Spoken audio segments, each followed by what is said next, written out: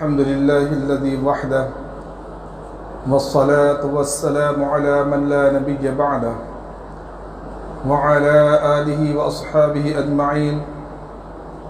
أما بعد فقد قال الله تبارك وتعالى في القرآن المجيد والفرقان الحميد: فأعوذ بالله من الشيطان الرجيم بسم الله الرحمن الرحيم وَإِن تَعُدُّوا نِعْمَةَ اللَّهِ لَا تُحْصُوهَا صدق اللہ العظیم. قبل اس کے بعد شروع ہو ایک مرتبہ بلند آواز کے ساتھ درود شریف پڑھ لیں. اللہم صلی علی سیدنا مولانا محمد وعلی آل سیدنا مولانا محمد وبارک وسلم کما تحب و ترضى عدد ما تحب و ترضى یا کریم. میرے محترم بزرگوں اور دوستوں اور عزیز ساتھیوں، اللہ تبارک و تعالیٰ نے ہمارے اوپر بہت ہی بڑا کرم احسان کیا ہے کہ اللہ تبارک و تعالیٰ نے ہمیں رمضان جیسا عظیم الشان مہینہ عطا فرمایا. اور یوں تو اللہ تبارک و تعالیٰ کے اتنے زیادہ ہمارے اوپر احسان اور اللہ کی نعمتیں ہمارے اوپر اتنی زیادہ ہیں کہ ہم اللہ کا شکر ادا کر ہی نہیں سکتے. آج ہم کسی بندے سے پوچھیں کہ بھئی تم ریت کے ذرات جو ہے صحرا کے اندر جو ریت ہے اس کے ذرات گن سکتے ہیں؟ ہم کہیں گے نہیں گن سکتے. بارش کے قطرے ہیں، کوئی گن سکتا ہے؟ نہیں گن سکتا. لیکن حقیقت یہ ہے کہ بارش کے قطرات گنے جا سکتے ہیں، صحرا کے ریت کے ذرات گنے جا سکتے ہیں، لیکن اللہ تبارک و تعالیٰ نے ہمارے اوپر جو انعام، جو احسان اور جو نعمتیں دی ہیں وہ شمار کیے ہی نہیں جا سکتے. اس لیے کہ اللہ تبارک و تعالیٰ نے خود ارشاد فرما دیا وَإِن تَعُدُّوا نِعْمَةَ اللَّهِ لَا تُحْصُوهَا کہ تم اللہ کے اگر نعمتوں کو شمار کرنا چاہو تو شمار نہیں کر سکتے. کہ صرف ظاہری نعمتیں اگر ہم دیکھ لیں تو کتنی بڑی نعمتیں ہمارے پاس ہیں، کتنی ساری نعمتیں ہمارے پاس ہیں. یہ اللہ تبارک و تعالیٰ نے ہمیں آنکھیں دی ہیں، یہ کتنی بڑی نعمتیں ہیں. ان آنکھوں کی قدر و قیمت کوئی نابینا سے پوچھو، دکھتا نہیں اسے، وہ نابینا ہے. نہ اس نے کبھی اپنے ماں باپ کو دیکھا ہے، نہ اس نے کبھی قرآن کی زیارت کی ہے، نہ کعبۃ اللہ کو دیکھ سکتا ہے. وہ کسی چیز کو دیکھ نہیں سکتا. اس کے دل میں کتنے ارمان ہوتے ہوں گے کہ میں اپنے ماں باپ کو دیکھوں، اگر شادی ہو گئی تو اپنے اولاد کو دیکھوں، قرآن شریف دیکھ کر پڑھوں، اللہ کے گھر کی زیارت کروں، لیکن وہ نہیں دیکھ سکتا. آج اللہ نے ہمیں آنکھوں کی نعمت دی ہے. ہم اللہ کی جتنی نعمتیں، کتنی ساری نعمتیں ہم آنکھوں سے دیکھ سکتے ہیں. ہم اپنے اولاد کو دیکھ سکتے ہیں، ماں باپ کو دیکھ سکتے ہیں. اور پھر اللہ تبارک و تعالیٰ نے دیکھنے پر ثواب بھی مقرر کر دیا کہ تم ماں باپ کو دیکھو گے تمہیں حج مقبول کا ثواب ملے گا، تم کعبۃ اللہ کو دیکھو گے تمہیں ثواب ملے گا. کتنی بڑی نعمت ہے. اللہ تبارک و تعالیٰ نے ہمیں یہ زبان دی ہے. یہ اللہ کی کتنی بڑی نعمتیں ہیں کہ جس کے پاس زبان نہیں ہے اس سے قدر و قیمت پوچھو کہ وہ اپنا معافی ضمیر ادا نہیں کر سکتا، اسے کہیں دکھ ہے، درد ہے، وہ بتا نہیں سکتا، اپنے کسی چاہنے والے سے محبت کا اظہار نہیں کر سکتا، اپنی محبت کو بیان نہیں کر سکتا، اپنی نفرت کا اظہار نہیں کر سکتا. وہ ہر چیز کو کہنے سے بالکل معذور ہے. وہی چیز ہمیں اللہ نے دی ہے. ہم اپنی ساری چیزوں کا اظہار کر سکتے ہیں، دکھ درد کو بیان کر سکتے ہیں، محبت کا اظہار کر سکتے ہیں. یہ اللہ کی کتنی بڑی نعمت ہے. اللہ تبارک و تعالیٰ نے ہمیں کان دیے ہیں. کوئی بہرا ہے، پیدائشی بہرا ہے، تو جو پیدائشی بہرا رہے گا وہ گونگا بھی رہے گا. مطلب کہ زبان تو ہے، اللہ نے دی ہے، زبان بول سکتا ہے، لیکن چونکہ وہ پیدائشی بہرا ہے اس کے پاس وہ الفاظوں کا اسٹاک نہیں، اس لیے وہ بول نہیں سکتا. جو پیدائشی بہرا ہوگا وہ بول نہیں سکے گا. کیوں؟ کیونکہ کان جو سن کر اس کے دماغ کے اندر الفاظوں کا جو اسٹاک جمع ہوتا ہے، جو کانوں سے سن کر سمجھتا ہے کہ یہ اس کو امی کہتے ہیں، ان کو ابا کہتے ہیں، اس کو جو ہے کتاب کہتے ہیں، اس کو قلم کہتے ہیں، اس کو کھانا کہتے ہیں، اس کو یہ کہتے ہیں، وہ سارے اسٹاک اس کو دماغ کے اندر جمع نہیں ہے، اس لیے وہ زبان سے بول نہیں سکتا. اللہ تبارک و تعالیٰ نے ہمیں کان دیا ہے. ہم ساری چیزیں سن سکتے ہیں، قرآن سن سکتے ہیں، والدین کی آواز سن سکتے ہیں، ذکر کی تسبیحات سن سکتے ہیں. یہ اللہ کی نعمتیں ہیں. لیکن ہم اتنے زیادہ ناشکرے ہیں کہ کبھی ان نعمتوں کا ہمارے دل و دماغ میں خیال تک نہیں آتا. ہم سوچتے نہیں کہ یہ اللہ کی نعمتیں ہیں. اور یہ شیطان کا سب سے بڑا بہکاوا ہے، کیونکہ شیطان نے چیلنج کر کے آیا تھا اللہ تبارک و تعالیٰ کو. کیا کہا تھا ثم لآتينهم من بين أيديهم ومن خلفهم وعن أيمانهم وعن شمائلهم ولا تجد أكثرهم شاكرين کہ اللہ میں تیرے بندوں کو بہکاؤں گا، آگے سے، پیچھے سے، دائیں سے، بائیں سے بہکاؤں گا، اور تو ان میں سے اکثر کو ناشکرا پائے گا۔ کیا تو اپنے بندوں کو شکر گزار نہیں پائے گا، کیا مطلب کہ اکثر ان میں سے ناشکرے رہیں گے، تیری نعمتیں کھا کھا کے موٹے ہو جائیں گے، پہن پہن کے کپڑے پھٹ جائیں گے، خوب تیری نعمتوں کا شکر استعمال کریں گے، اور جب کہ وہ پیچھے کے بھی کیا چل رہا ہے، بہت پریشان حال ہے، بہت تکلیف ہے، بس جی گزر رہی ہے۔ ارے بھائی تو اللہ کی نعمتوں کا شکر ادا نہیں کرتا کہ اللہ نے تجھے کیا کیا نعمتیں دی ہیں۔ ہمارے استاد محترم کہا کرتے ہیں کہ جب کسی سفر میں ہو اور کہیں کسی سگنل پر کسی بھیک مانگنے والے کو دیکھو تو اللہ کا فوراً شکر ادا کرو کہ اللہ نے اس کی جگہ تمہیں کھڑا نہیں کیا ہے، کہ اللہ نے تمہیں عزت کی روٹی دی ہے، تمہاری ماں بہنوں کو عزت کی روٹی دی ہے۔ کتنی جوان لڑکیاں ہیں جو سڑکوں پر مانگتی پھرتی ہیں، دوپٹوں کا پتہ نہیں ہے، بے پردہ پھر رہی ہیں اور مانگ رہی ہیں، نوجوانوں سے، بوڑھوں سے، غیروں کے سامنے ہاتھ پھیلا رہی ہیں۔ اللہ تبارک و تعالیٰ نے ہماری ماں اور بہنوں اور بیٹیوں کو جو عزت کے ساتھ گھر کے اندر روٹی دی، اللہ کی کتنی بڑی نعمت ہے۔ کبھی ہمارے ذہن میں اس بات کا خیال آیا ہے؟ یہ چھت اللہ تبارک و تعالیٰ نے ہمیں دی ہے۔ کتنے لوگ ہیں جنہوں جو زندگی بلکہ نسلیں گزر جاتی ہیں فٹ پاتھوں پہ ان کے، کہ ٹھنڈ سے بچنے کا انتظام نہیں، بارش آ رہی تو پورا خیمہ گیلا ہو گیا، کبھی اس فٹ پاتھ کے نیچے، کبھی اس فٹ پاتھ کے، کبھی اس سڑک کے پاس، کبھی اس سڑک کے پاس، کبھی اس برج کے نیچے سو رہی ہے، پوری زندگی نسلیں گزر جاتی ہیں۔ اللہ تبارک و تعالیٰ نے ہمیں چھت عطا فرمائی، اللہ کی کتنی بڑی نعمت ہے۔ تو میرے محترم بزرگ دوستو، اللہ کی نعمتوں کا شکر ادا کریں، اللہ کی نعمتوں کا شکر ادا کریں، کہ اب تو حقیقی شکر تو چھوڑیے، ہم تو جو ظاہری زبانی شکر ہیں وہ تک ادا کرنا بھول گئے ہیں۔ کبھی ہماری زبان پر الحمدللہ کے الفاظ بہت، اللہ ماشاءاللہ کسی کے آگے تو آگے، ورنہ کبھی الحمدللہ کے الفاظ نہیں آتے کہ نہیں الحمدللہ اللہ نے ہمیں ایسا رکھا ہے، اللہ نے ہمیں یہ نعمت دی ہے، یہ نعمت دی ہے، اولاد کی نعمت دی ہے، معمولی نعمت ہے اولاد کی۔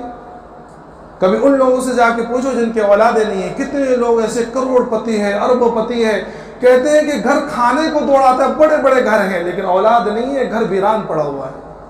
وظیفے پوچھتے پھر رہے ہیں، وظیفے بتلا دیجئے، وظیفے پڑھ رہے ہیں، نمازیں پڑھ رہے ہیں، اور کعبۃ اللہ میں جا رہے ہیں، وہاں حرم کو اور ملتزم کو پکڑ کر دعائیں مانگ رہے ہیں، اللہ سے دعائیں مانگتے مانگتے جوانی گزر جاتی ہے، اولاد نہیں ہوتی ہے، سمجھے؟ اولاد نہیں ہو رہی۔ نبی ہیں حضرت زکریا علیہ السلام، جوانی گزر گئی، بڑھاپا آ گیا، کتنی دعائیں قبول ہوتی ہوں گی اور کتنی دعائیں قبول ہو چکی ہوگی لیکن اولاد نہیں ہے، لیکن اللہ سے مایوس نہیں ہوئے، بڑھاپے میں بھی اللہ سے دعا مانگ رہے ہیں، انی وہن العظم منی، کہ اللہ اب تو میری ہڈیاں بھی بوسیدہ ہو گئی، واشتعل الرأس شیبا، کہ ہمارے بال جو ہے وہ سفید ہو گئے ہیں، بالکل بڑھاپا آ گیا ہے، وَلَمْ أَكُنْ بِدُعَائِكَ رَبِّ شَقِيًّا، لیکن اللہ تو نے مجھے کبھی نامراد نہیں کیا ہے، تو نے میری کبھی دعائیں رد نہیں کی ہے۔ تو اللہ نے جا کر بڑھاپے کے اندر جا کے اولاد عطا فرمائی ہے۔ اور آج ہمیں کتنے نوجوان ایسے ہیں، شادی ہوتی ہے 1-2 سال کے اندر اولاد ہو جاتی ہے، 2-2 3-3 اولادیں ہو جاتی ہیں لیکن کبھی شکر ادا نہیں کرتے۔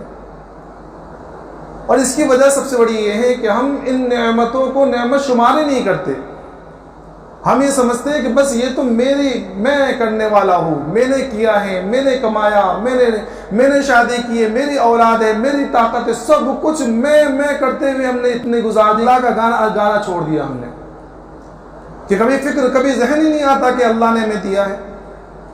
تو اللہ کی ناشکری سے بچیں، اللہ کا شکر ادا کریں، کہ اگر ہم ناشکری کریں گے تو اللہ تبارک تعالیٰ نے صاف صاف اعلان کر دیا، لَإِن شَكَرْتُمْ لَأَزِيدَنَّكُمْ وَلَئِن كَفَرْتُمْ إِنَّ عَذَابِي لَشَدِيدٌ، کہ اگر شکر ادا کرو گے تو اللہ زیادتی کرے گا، کہ اللہ کا شکر ادا کرو گے اللہ نعمتوں میں اضافہ کرے گا، وَلَئِن كَفَرْتُمْ، اور اگر ناشکری کرو گے تو اللہ کا عذاب بڑا سخت ہے۔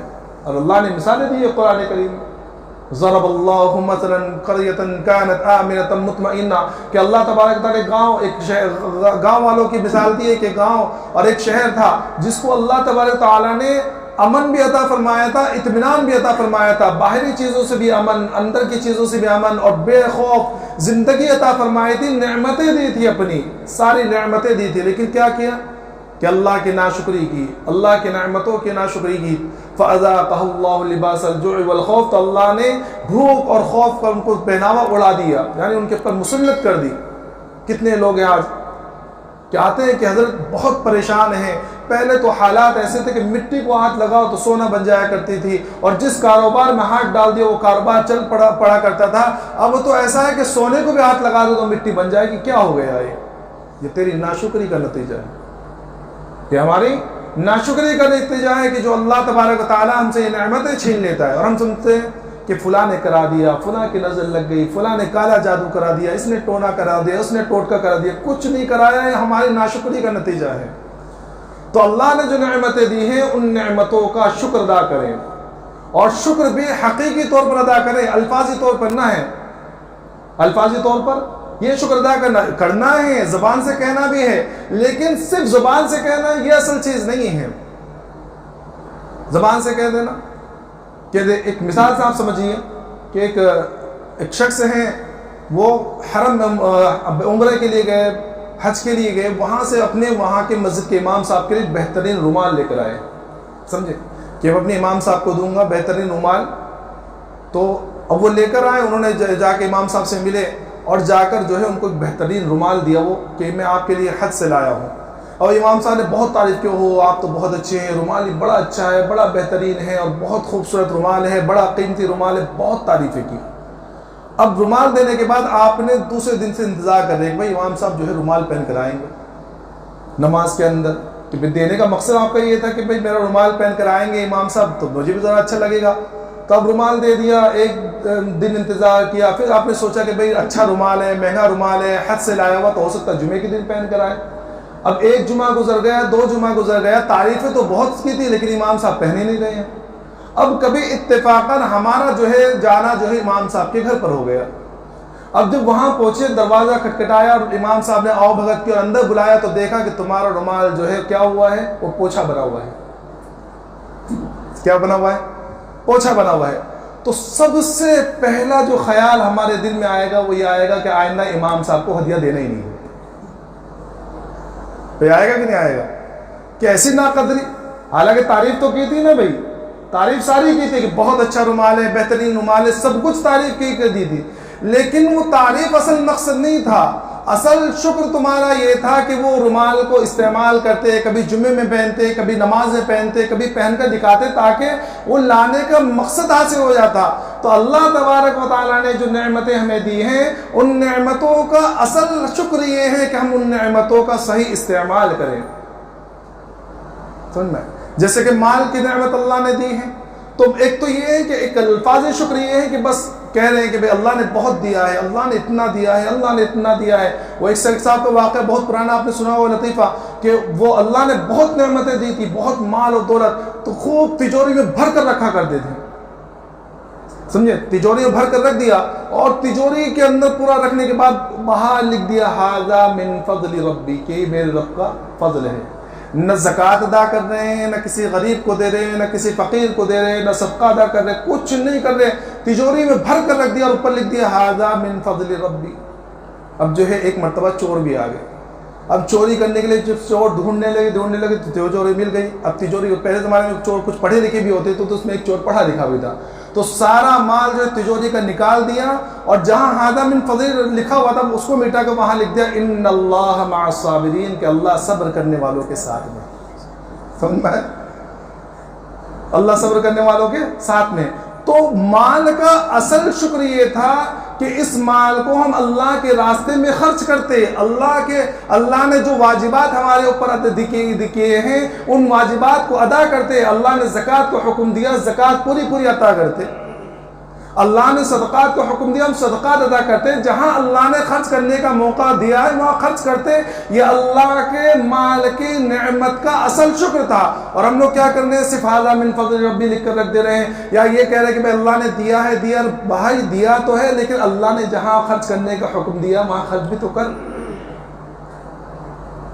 زکوٰۃ کا میں نے بتلایا کہ زکوٰۃ اتنے مسلمانوں کے پاس اس وقت اتنی مال و دولت ہے کہ اگر صحیح طریقے سے زکوٰۃ نکالے تو کوئی غریب بھوکا نہ رہے، لیکن زکوٰۃ نکالتے نہیں۔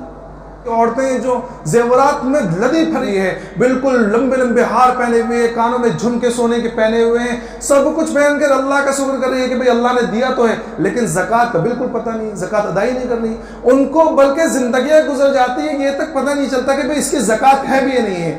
کتنے سالوں کے بعد کوئی کبھی کبھی دل میں خیالات کو پوچھتے کہ مولانا وہ میرے پاس زیورات ان کی زکوٰۃ ہے بھی یا نہیں، کہ یہ تو میرے استعمال کی چیزیں ہیں، کہ ضرورت کی چیزیں ہیں، سمجھ میں آیا؟ تو یہ تو معلوم ہے کہ یہ ضرورت کی چیزیں، یہ نہیں معلوم کہ زیورات کے اوپر زکوٰۃ ہے۔ اللہ کے رسول صلی اللہ علیہ وسلم کے زمانے میں ایک صحابیہ اللہ کے رسول صلی اللہ علیہ وسلم کے پاس آئیں، ان کے ہاتھوں کے اندر جو سونے کے کنگن تھے، اللہ کے رسول صلی اللہ علیہ وسلم فرمایا کہ کیا تم اس کی زکوٰۃ ادا کرتی ہو؟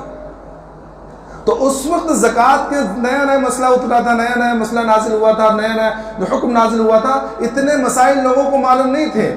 تو ان صحابیہ نے کہا کہ یا رسول اللہ میں تو اس کی زکوٰۃ ادا نہیں کرتی۔ تو اللہ کے رسول صلی اللہ علیہ وسلم فرمایا کیا تم اس بات سے خوف نہیں کرتی کہ کل قیامت میں اس سونے کے کنگن کی جگہ پہ اللہ تبارک و تعالیٰ تجھے آگ کے کنگن پہنائے؟ اگر ہم رہتے تو کیا کرتے کہ تعویلات کرتے تھے، ابھی تو مجھے معلوم نہیں تھا، یہ تو پہننے کے ہیں، یہ تو پورے نہیں ہیں، یہ تو ایسے ہیں، یہ فلاں نے دیے، فلاں نے دیے۔ ان صحابیہ نے فوراً وہ کنگن نکالے اور اللہ کے رسول صلی اللہ علیہ وسلم کے پاس لا کے دے دی کہ یا رسول اللہ مجھے نہیں چاہیے، یہ لے لیجیے۔ سمجھ میں آ رہا ہے؟ تو اللہ نے جو نعمتیں دی ہیں ان کا حقیقی اصل استعمال جو ہے وہ استعمال کریں، اور اللہ نے جو ہمیں نعمتیں دی ہیں ان کا صحیح طریقے سے شکر ادا کریں، کہ اللہ کے نعمتوں کا شکر ادا کرنے کا جو طریقہ ویسا کریں۔ ورنہ میرے محترم بزرگ دوستو، یہ مال جو اللہ نے نعمت بنا کر دیا ہے، اگر ہم اس کی زکوٰۃ ادا نہیں کریں گے، جہاں خرچ کرنے کا موقع وہاں خرچ نہیں کریں گے، تو کبھی کبھی اللہ تبارک و تعالیٰ اس مال کو دنیا کے اندر بھی وبال بنا دیتے ہیں۔ آخرت میں تو وبال بنے گا ہی، آخرت میں تو قرآن کہتا ہے اور حدیث بڑی پڑی اس بارے کے اندر کہ جو شخص دنیا کے اندر مال کی زکوٰۃ ادا نہیں کرتا، اللہ تبارک و تعالیٰ کیسے کیسے عذاب دیں گے۔ کبھی کبھی دنیا میں بھی دکھلا دیتے ہیں۔ شاہ عبدالعزیز رحمۃ اللہ علیہ کے زمانے کا ایک واقعہ لکھا ہے کہ اس زمانے کے اندر ایک شخص تھا بڑا مالدار، اللہ نے بڑی مال و دولت اس کو عطا فرمائی تھی، لیکن وہی کہ چمڑی جائے دمڑی نہ جائے، بہت کنجوس، کبھی کسی کو دیتا ہی نہیں تھا، نہ زکوٰۃ نہ صدقہ، بلکہ اپنے اولاد کو بھی نہیں دیتا تھا، بس جمع کر کے رکھ رہا، جمع کر کے رکھا، اور اولاد نے بہت کہا کہ ہمیں خرچ کے لیے تو کچھ دیا کرے، بالکل کسی کو نہیں دیتا۔ تو جب ظاہر سی بات ہے موت تو ہر ایک کو آنی ہے، کب تک زندگی ہے؟ 60-70 سال کی زندگی، 100 سال کی زندگی، مرنا تو ہے ہی۔ تو اس کے بعد اس کا جو موت کا وقت آیا وہ مر گیا۔ تو جب وراثت کے اندر جو ہے حصے بٹے ہیں، تو اس کے ایک بیٹے کو بھی جو ہے سونے کی ایک بڑی تھیلی ملی وراثت کے اندر۔ تو بیٹے نے جو ہے دنیا جب قبر دفنانے کے لیے جانے لگے، تو بیٹا جو تھا اس نے غصے کے اندر کہ زندگی میں تو نے کبھی دیا ہی نہیں ہے ہمیں، کہ زندگی میں کبھی تم نے ہمیں خرچے کے لیے کوئی چیز نہیں دی ہے، ہمارا حق ادا نہیں کیا، اور ہم دنیا کے سامنے ہاتھ پھیلاتے پھیلاتے اپنی زندگی ختم ہونے لگی ہماری، اب مرتے ہوئے ہمیں دے رہے۔ تو جب دفنانے لگے تو بچے نے، لڑکے نے جو ہے وہ سونے کی تھیلی، سونے کی سکوں کی تھیلی جو ہے باپ کی قبر میں رکھ دی کہ اب ہمیں نہیں چاہیے، باپ کی قبر میں ایسے رکھ دی۔ اب دفنا افنا کر آگے بیٹا تھا، بہت کچھ دن ایسے گزر گئے، بعد میں خیال آیا کہ بھئی اب تک تو زندگی ایسی تنگی میں گزری ہی ہے، اب اگر تھوڑا بہت مال اگر مل ہی گیا ہے تو کیا وہ اس مال کا استعمال تو کر لے۔ لیکن اب ذہن میں یہ تھا کہ وہ تو قبر میں رکھ کر آ گئے، تو کہا کہ سوچنے لگے کہ بھئی قبر میں تو ہے، جا کر نکال لیتا ہوں، کس کو کیا پتہ چلے گا، چپکے سے جاتا ہوں نکال کر لے کر آیا ہوں، قبر میں سے کسی اور نے تھوڑے نکالا ہوگا۔ تو یہ بیٹا جو ہے رات کے وقت جو ہے قبرستان پہنچا اور باپ کی قبر کو جو ہے نکالا۔ اب جب باپ کی قبر کو کھودا ہے اس نے، تو دیکھا کہ وہ جو سکے کی تھیلی اس نے رکھ کر آیا تھا، وہ سکے جو ہے بالکل تپتی ہوئی حالت میں باپ کے پورے جسم سے لپٹے ہوئے ہیں۔ وہ سکے سونے کے آگ کی شکل کے اندر پورا بدن جو ہے ان سکوں سے بھرا ہوا ہے، اور وہ آگ کے بنے ہوئے ہیں، اور باپ تڑپ رہا ہے۔ تو اس نے جو ہے یہ سوچ کر کہ ایک ہٹا کے تو دیکھو، اس نے اپنی 2 انگلیاں ڈالی اور باپ کے بدن کے اوپر سے وہ سونے کے سکے ہٹانے لگا، تو جو آگ کی تپش اس کو لگی ہے وہ سارا چیزیں چھوڑ کر وہاں سے بند کر کے بھاگا ہے، اور جو جلن اس کی ہاتھوں میں اور انگلیوں میں ہونے لگی وہ بہت پریشان کن اور حالات بالکل باہر۔ اب یہ کبھی اس حکیم کے پاس جا رہا ہے، کبھی اس حکیم کے پاس آ رہا ہے، اس کی جلن ختم ہونے کو تیار نہیں، بہت علاج کرا لیا، تو شیخ عبدالعزیز رحمۃ اللہ علیہ کے پاس آیا اور کہنے لگا کہ حضرت میں بہت پریشان ہوں اور میرے پتہ نہیں، اس نے پورا واقعہ بیان تو نہیں کیا، صرف اتنا کہنے لگا کہ پتہ نہیں میرے پاس یہاں جو ایک کچھ زخم سا ہو گیا، یہ زخم کبھی صحیح نہیں ہوتا، میں بہت زیادہ پریشان ہوں، اس کی جلن ختم ہی نہیں ہو رہی، میں کیا کروں، آپ مجھے بتلا دیجیے۔ تو شاہ صاحب نے جو ہے کچھ قرآن کی آیتیں وغیرہ پڑھی اور پھونکا کہ بھئی تب اب تھوڑا آرام ہوا، کہا کہ نہیں ابھی تو آرام نہیں ہوا، پھر کچھ پڑھا، دعائیں پڑھی، قرآن کی آیتیں پڑھی، پھر پھونکا، پھر کہا کہ اب ہوا، کہا کہ نہیں کچھ بھی نہیں ہوا، اور ذرا پھونکا تو اس سے پوچھا اب ہوا، کہا کہ اب بھی نہیں ہوا۔ تو شاہ صاحب کہنے لگے کہ جھوٹ کہتا ہے، یہ دنیا کی جلن نہیں ہے، یہ تو آخرت کی جلن ہے، بتلا کیا معاملہ ہوا۔ تو اس نے اپنا پورا واقعہ بیان کیا کہ ایسی بات ہے، اور یہ وہ اس آگ کی جلن ہے جو میرے باپ کے بدن کے اوپر لپٹی ہوئی تھی۔ تو شاہ صاحب نے کہا کہ دنیا کا کوئی حکیم تیرا علاج نہیں کر سکتا۔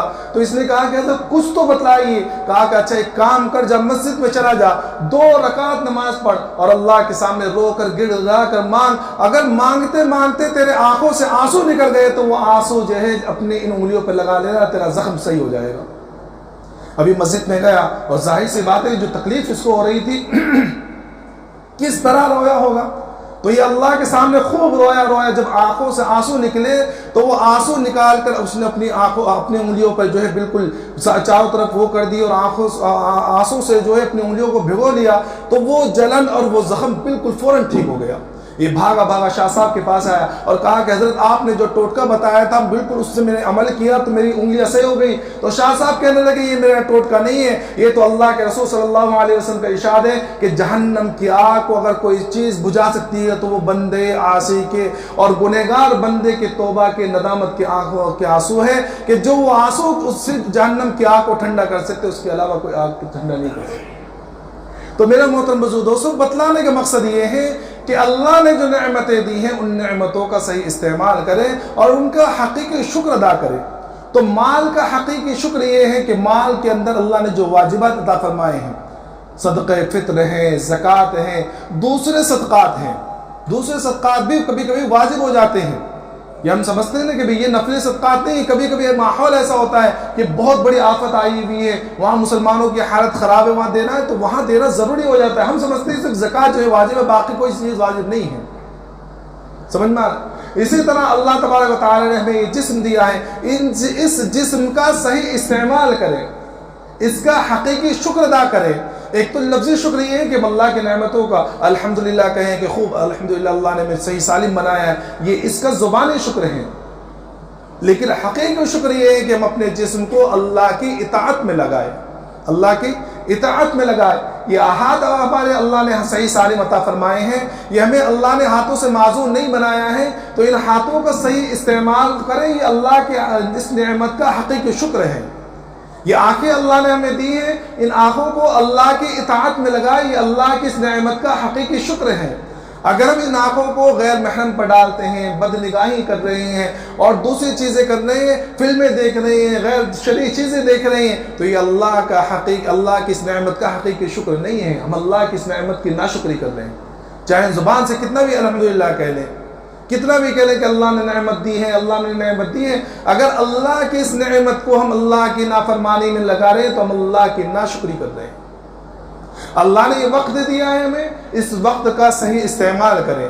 اس وقت کا صحیح استعمال کیا ہے کہ ہم اس وقت کو جو اللہ کی اطاعت میں لگائیں۔ یہ اللہ نے رمضان کا ہمیں مہینہ دیا، اللہ کی نعمت ہے ہمیں۔ کتنے لوگ ایسے جو پچھلے سال تھے اس سال نہیں ہیں، انہیں یہ نعمت میسر نہیں ہے، یہ سمجھے؟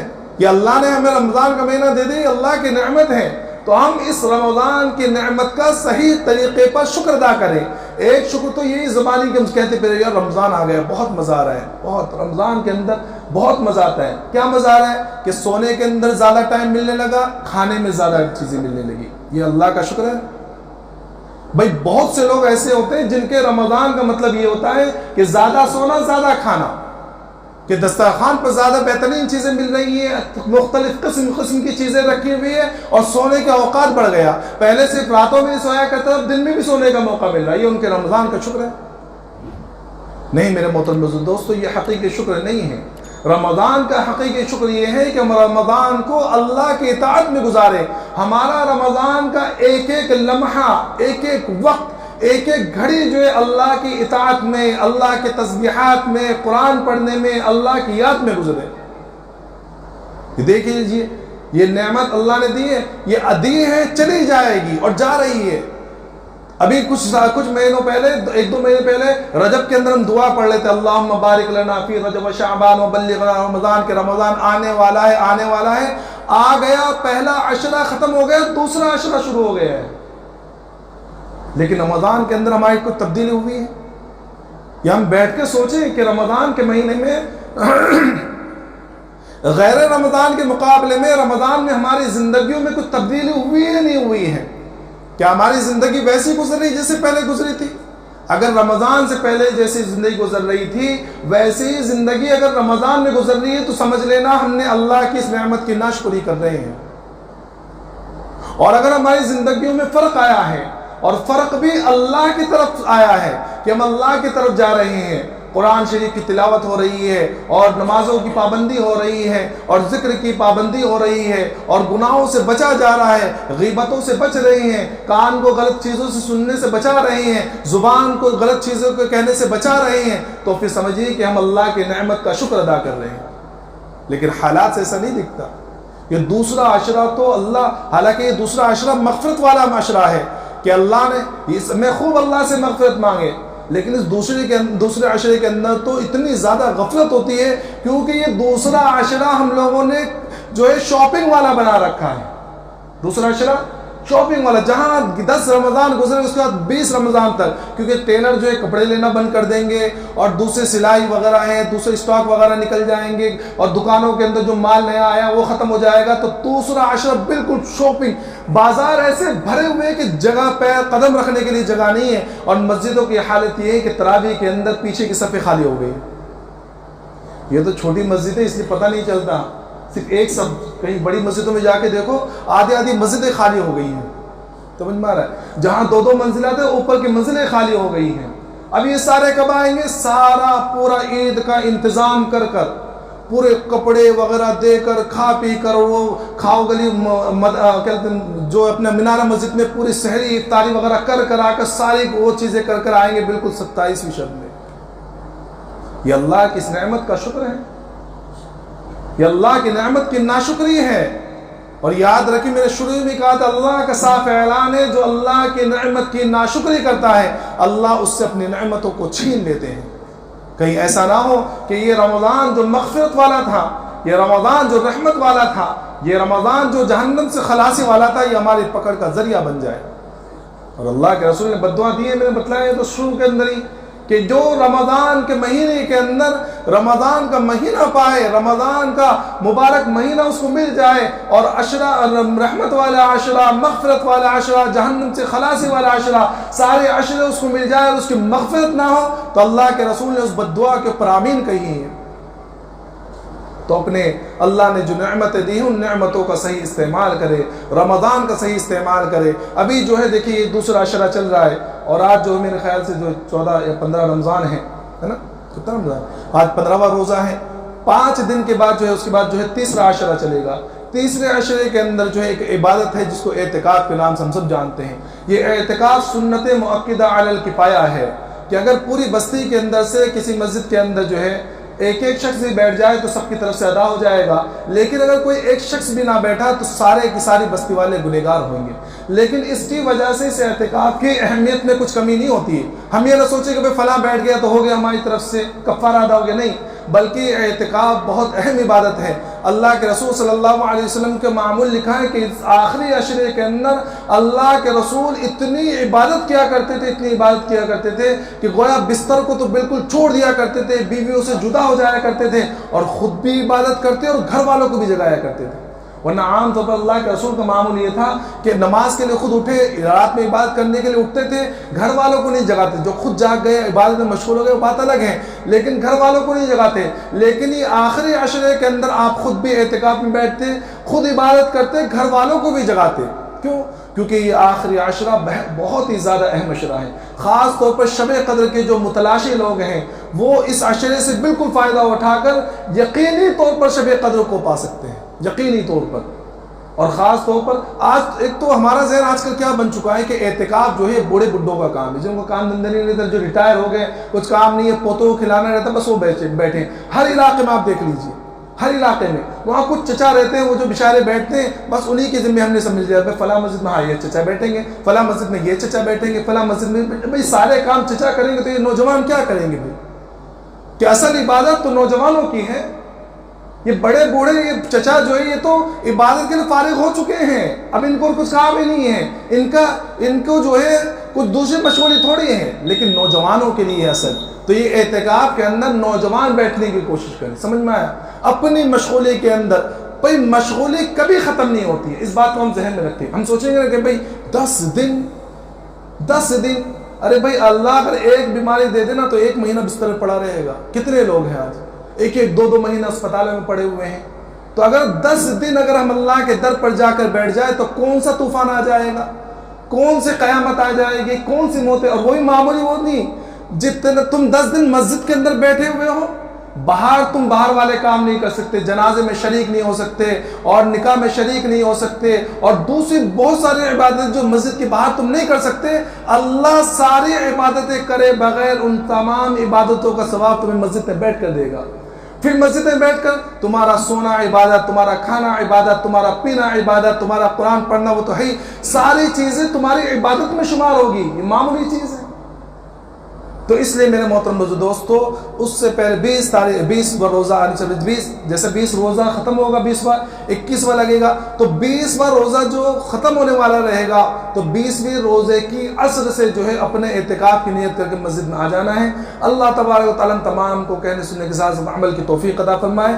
بھائی جو حضرات اگر اعتکاف میں بیٹھنا چاہتے ہیں، ہمارے نوجوان ہیں، بوڑھے ہیں، وہ بیٹھنا چاہتے ہیں، بلکہ میں تو کہتا ہوں سارے لوگ بیٹھیں، تو جو لوگ بیٹھنا چاہتے ہیں وہ پہلے سے بتلا دیں، انشاءاللہ ان کے کھانے پینے کے انتظام اگر کہیں سے نہیں ہے تو یہاں کیا جائے گا، سحری افطاری کا انتظام کیا جائے گا، اس بات سے بالکل بے فکر گئے۔ خاص کر ہمارے جو بیچلر لوگ ہیں، ان کے نا بیوی بچے ہیں، کچھ کام نہیں ہے، تو وہ اگر بیٹھ جائے تو کیا آفت آ جائے گی بھائی؟ تو یہ نوجوان لوگ خاص طور پر یہاں بیٹھیں۔ اللہ تبارک و تعالیٰ تمام کو کہنے سننے کے ساتھ عمل کی توفیق عطا فرمائے۔ وآخر دعوانا الحمدللہ رب العالمین۔